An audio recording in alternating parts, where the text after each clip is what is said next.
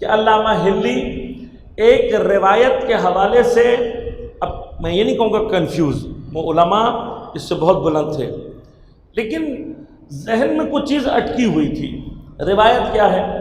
اگر کوئی امام حسین کے غم میں اتنا سا روئے، کتنا سا کہ مچھر کے پر کے برابر آنسو اس کی آنکھ سے نکل کر اس کے رخسار پر لڑک جائے، تو یہ آنسو جہنم کی آگ بجھا سکتا ہے۔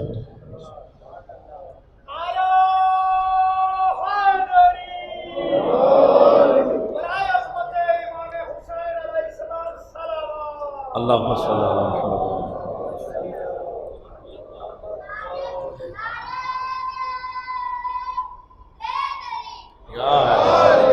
توجہ کرو، اللہم صلی اللہ علیہ محمد۔ اب یہاں پر یہ بات کہتا چلوں کہ یہ جو آنسو ہے یہ نصرت سے خالی نہیں ہونا چاہیے، یہ وہ ہے جو نصرت کے ساتھ ہے۔ چونکہ نصرت حسین کے ساتھ ہوتا ہے اس لیے اس کے اندر قوت پیدا ہو جاتی ہے، لیکن ذرا سا وہ چیز ذہن میں اٹکی ہوئی۔ اب اس کو حل کرنے کے لیے 40 ہفتے مسلسل شب جمعہ امام حسین کی زیارت کے لیے گئے، اور 40 جمعرات شب جمعہ گزر گئی، جواب نہیں ملا۔ تو 40ویں شب جب امام کے حرم سے پلٹ کر ہلا جا رہے ہیں راستے میں پیدل، تو دل بھی مغموم ہے، پریشان بھی تھے کہ 40 جمعے میں گزر کے اور مجھے جواب نہیں ملا۔ اب سفر کرتے ہوئے اپنے خیال میں جا رہے ہیں، اتنے میں دیکھا کہ ایک سوار گھوڑے پر ان کے ساتھ ساتھ، یہ بھی چلتے جا رہے ہیں وہ بھی چلتے جا رہے ہیں۔ تو سوار نے سلام کیا، انہوں نے جواب دیا، کہا شیخ کچھ پریشان دکھائی دے رہے ہو، متفکر ہو، سوچ رہے ہو کچھ۔ کہا ایک علمی مسئلہ تھا، حل نہیں ہو رہا۔ کہا میں پوچھ سکتا ہوں مسئلہ کیا ہے؟ تو آپ نے یہ روایت بیان کی، تو کہا اس مسئلہ کیا ہے؟ کہا دل تھوڑا سا متوجہ نہیں ہو رہا، اتنا چھوٹا عمل اور اتنی بڑی جزا۔ کہا ہلی میں تم سے ایک سوال پوچھتا ہوں، تم اس کا جواب دو تو شاید تمہارا مسئلہ حل ہو جائے۔ کہا کیا سوال ہے؟ کہا ایک بادشاہ تھا، شکار کھیلنے نکلا، اپنے مصاحب سے جدا ہو گیا، سب کچھ اس کا گم ہو گیا، اور جنگل میں بھوک اور پیاس سے مرنے والا تھا۔ اتنے میں اسے ایک جھونپڑی دکھائی دی۔ جب وہ جھونپڑی میں پہنچا تو جس شخص کی وہ جھونپڑی تھی اس کے پاس صرف ایک بکری تھی جس کے دودھ پر وہ گزارا کیا کرتا تھا۔ جب بادشاہ اس کے پاس پہنچا تو بھوک اور پیاس سے مرنے کے قریب ہو گیا تھا۔ اس نے بادشاہ کے لیے دودھ نکالا اور پلایا، لیکن بادشاہ سلامت تھے، دودھ سے گزارا نہیں ہوا، بھوک سے تڑپ رہے تھے۔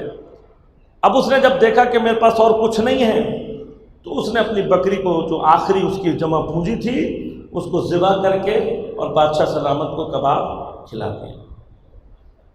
اور بادشاہ سلامت کباب وباب کھا کر جب طاقت آئی تھوڑی سی، اتنے میں ان کے مصاحب بھی ڈھونڈتے ہوئے آ گئے اور وہ اپنے سلطنت واپس پہنچ گئے۔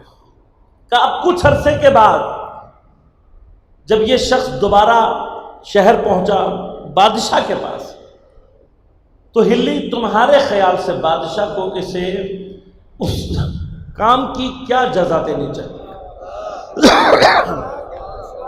اس بادشاہ کو تمہارے خیال سے کیا جزا دینی چاہیے؟ علامہ ہلی نے تھوڑی دیر سوچا، پھر کہا کہ میرے نزدیک اگر بادشاہ اسے اپنی ساری بادشاہت دے دے تو شاید اس کی جزا ہو جائے۔ کہا ایک بکری کی جزا بادشاہت؟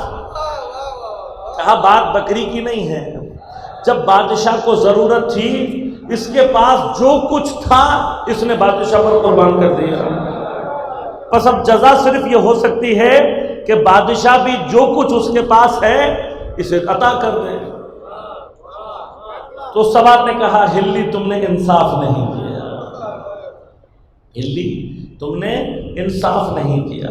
حسین کے پاس جو کچھ تھا کربلا میں حسین نے اللہ پر لٹا دیا، اب اگر اللہ جزا دینا چاہے تو ایک آنسو کے بدلے تو کچھ بھی نہیں ہے.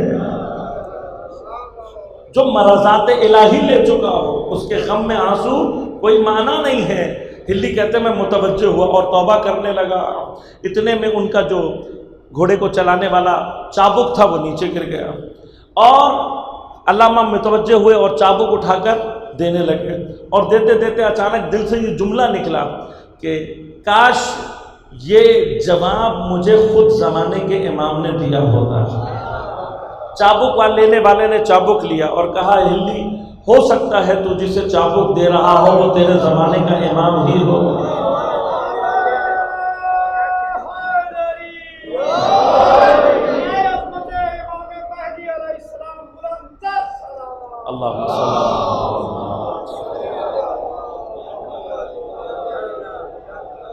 علامہ فرماتے ہیں میں ابھی متوجہ نہیں ہوا تھا، اس نے خدا حافظی کی اور پلٹ گیا. کہا جیسے وہ پلٹا تو مجھے خیال آیا کہ اس نے جملہ کیا کہا تھا. کہ اب جیسے ہی میں نے پلٹ کر دیکھا نہ سوار تھا نہ سواری موجود تھا. کہ اس سے مجھے یقین ہوا، علائم سے یقین ہوا کہ جواب دینے والا زمانے کا امام. لہذا ممکن ہے کہ امام کسی سے رابطہ پیدا کرے، لیکن جب کرتے ہیں تو اکثر وہ ہیں جنہوں نے واقعات بیان کیے کہ جب ہم امام سے ملے تو ہمیں اس وقت اندازہ نہیں تھا. اب اس طرح کے بے تحاشا واقعات ہیں کہ جن کی تفصیل کتب میں اپنی جگہ محفوظ.